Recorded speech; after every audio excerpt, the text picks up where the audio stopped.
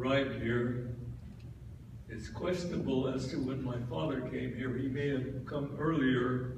I have a slight memory of him saying once that he arrived in 1907. My mother's records are a little bit clearer.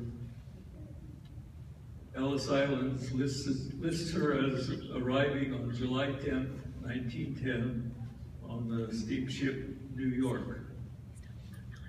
And it embarked from Cherbourg, France, and she was 19 years old.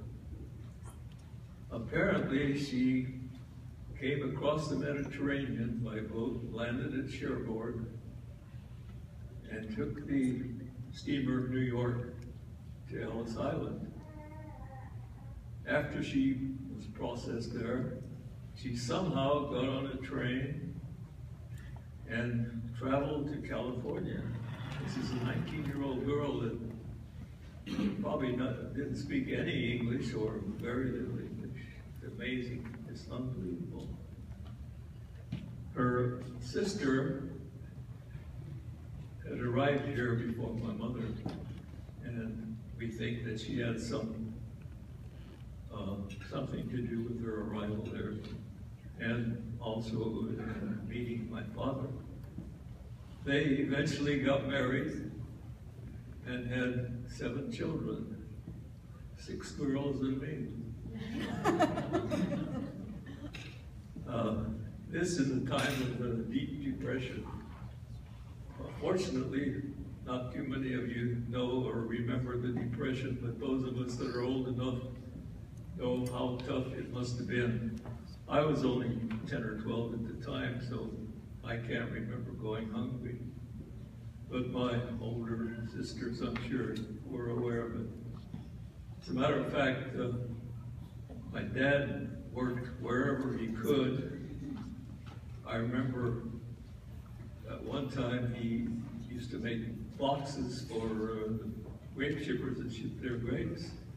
I'd go out on a ranch with him, and he'd stand there in his form and take the shook and build it into a box and toss it over to cousins Bert and Sam, and they would put the cleats on them. And that way that worked out. Now they're all prefabricated. I enjoyed myself playing around in the dirt over there. My dad worked at Rosenberg Brothers for most of his life, which was a raisin packing plant. When the older sisters, Glad, Grace, and Vi, reached the age of 16, they were able to obtain a work permit, and they all went to work in their time at Rosenberg Brothers. And in the summers, they would go to San Jose and work in the cannery, Del Monte plant number 4, along with my mother. They called these places their universities. Let me see here. We all grew up going to Jefferson, Longfellow Junior High, Roosevelt, and Fresno Tech. And my mother had all these girls to take care of. She had her singer sewing machine going full blast, making clothes for the girls. I remember the girls talking about an incident where, in addition to dresses, my mother also made undergarments, and she'd make them out of whatever material that was handy. And many times it was flour sacks, cotton flour sacks that my dad used to buy at 50 pounds of flour.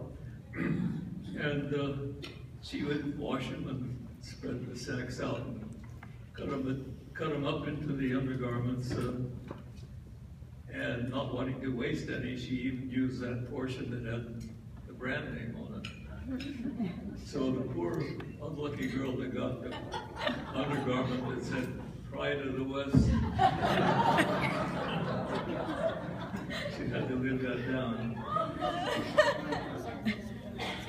I was the 3rd child in our family.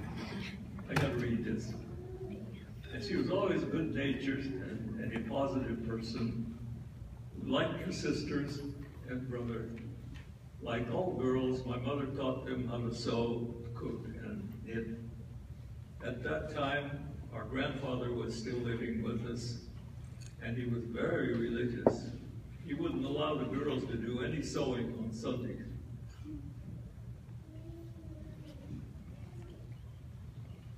I was the third child of the family and always good